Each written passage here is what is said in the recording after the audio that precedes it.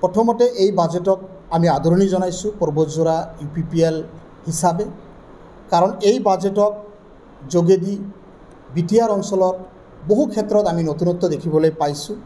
এই বাজেটক আমি জনকল্যাণমুখী বাজেট তথা মানৱ সমাজ গঢ়া বাজেট তথা সমাজ সেৱা কৰা বাজেট বুলি মই আখ্যা দিছোঁ, কাৰণ এই বাজেটত বহুতো নতুনত্ব আমি দেখিবলৈ পাইছোঁ।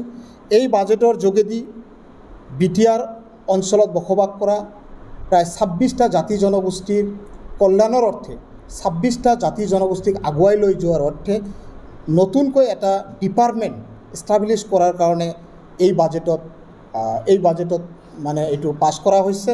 সেইটো হৈছে কমিউনিটি ৱেলফেয়াৰ ডিপাৰ্টমেণ্ট এষ্টাব্লিছ কৰাৰ কাৰণে বাজেটত সেইটো পাছ কৰি লোৱা হৈছে। এই বাজেটত যথেষ্টখিনি নতুনত্ব আমি দেখিবলৈ পাইছোঁ। এই বাজেটৰ যোগেদি বিটিআৰ অঞ্চলত বসবাস কৰা পুৰুষ, মহিলা, যুৱক যুৱতী, ছাত্ৰ ছাত্ৰী, কৃষক, শিশু সকলোকে এই বাজেটত সাঙুৰি লোৱা হৈছে। এই বাজেটত প্ৰমোদ বড়ো ডাঙৰীয়াৰ যি দূৰদৰ্শী চিন্তাধাৰা এই বাজেটত এইটো আমি দেখিবলৈ পাইছোঁ।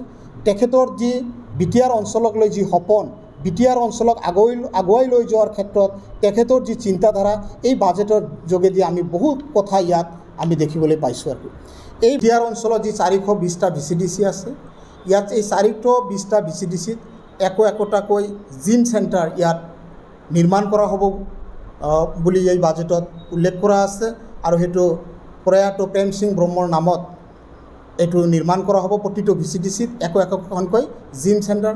লগতে আমাৰ পৰ্বতজোৰাবাসীৰ বাবে অতিকৈ আমি গৌৰৱান্বিত হৈছোঁ। গুৰুদেৱ কালীচৰণ ব্ৰহ্মৰ নামত প্ৰতিটো VCDCত একোখনকৈ যোগা চেণ্টাৰ নিৰ্মাণ কৰা হ'ব। এই বাজেটত সেইটো উল্লেখ কৰা আছে। লগতে বহুদিনীয়া বিটিআৰ অঞ্চলত বসবাস কৰা ইছলাম ধৰ্মী লোকসকলৰ এটা দাবী আছিল যে বিটিআৰ অঞ্চলত হজ ভৱন নিৰ্মাণ কৰিব লাগে, কিন্তু যোৱা দিনবিলাকত ইয়াৰ আগৰ যিখন চৰকাৰ আছিল তেওঁলোকে এই ক্ষেত্ৰত কোনো ধৰণৰ গুৰুত্ব দিয়া দেখা নগ'ল। কিন্তু এইবাৰ প্ৰমোদ বড়ো চৰকাৰখনে এই বাজেটত বিটিআৰ অঞ্চলৰ যি 5খন জিলা, এই 5খন জিলাত একোখনকৈ হজ ভৱন নিৰ্মাণ কৰা হ'ব বুলি এই বাজেটত ধাৰ্য কৰা হৈছে। গতিকে এই ক্ষেত্ৰত আৰু যথেষ্টখিনি এই বাজেটত যুৱক যুৱতীসকলৰ কাৰণে বিভিন্ন আঁচনি এই বাজেটত ধাৰ্য কৰা হৈছে। যুৱক যুৱতীসকলক কেনেকৈ আমি আগবঢ়াই লৈ যোৱা হ'ব, ছাত্ৰ ছাত্ৰীসকলক কেনেকৈ আগবঢ়াই লৈ যোৱা হ'ব, এই ক্ষেত্ৰত এই বাজেটত যথেষ্টখিনি উল্লেখ কৰা আছে। এই বাজেটত বিটিআৰ অঞ্চলৰ কৃষকসকলক কেনেকৈ আমি স্বাৱলম্বী কৰিব পাৰিম, স্বাৱলম্বী কৰি আগুৱাই লৈ যোৱা হ'ব, এই বাজেটত এইটো উল্লেখ কৰা আছে। গতিকে এই বাজেটটো এটা জনকল্যাণমুখী বাজেট বা এটা ঐতিহাসিক বাজেট বুলি মই আখ্যা দিবলৈ ওলাইছোঁ। আৰু বাজেটক লৈ তেওঁলোকে কিছু ক্ষেত্ৰত সমালোচনা কৰিবলৈ আমি দেখিবলৈ পাইছোঁ। আমি যদি এতিয়া ক'বলৈ যাওঁ তেখেতসকলৰ দিনত বাজেট কেনেকৈ হৈছিল, তেখেতসকলৰ দিনত 10ৰ পৰা 20 মিনিটমান বিটিআৰৰ অধিৱেশন হৈছিল, BTC অধিৱেশন হৈছিল, আৰু বাজেটবিলাক হোটেলত তেখেতসকলৰ দিনত হোটেলত প্ৰস্তুত কৰা হৈছিল। কিন্তু আজিৰ দিনত যোৱা 5টা বছৰত প্ৰমোদ বড়ো ডাঙৰীয়াই যে 4.5টা বছৰ অতিক্ৰম কৰিলে ধুনীয়াভাৱে বিটিআৰত অধিৱেশন পাতি বিটিআৰৰ জনসাধাৰণৰ কল্যাণৰ অৰ্থে এই প্ৰমোদ বড়ো চৰকাৰখনে কিন্তু বাজেট প্ৰস্তুত কৰি বিটিআৰৰ জনসাধাৰণক আগবঢ়াই লৈ যোৱাৰ কাৰণে কি আঁচনি ল'ব লাগে বা এটা গতিশীলতা আনি দিলে বুলি আমি ক'ব পাৰি। কাৰণ তেখেতসকলৰ দিনত এনেকুৱা কোনো ছিষ্টেম নাছিল। ছিষ্টেম অবিহনে তেখেতসকলে চৰকাৰখন চলাইছিল।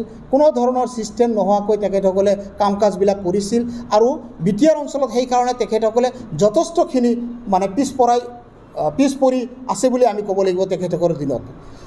বিটিআৰ অঞ্চলত কিমানটা জাতি জনগোষ্ঠী আছে এইটো BPF দলে নাজানে।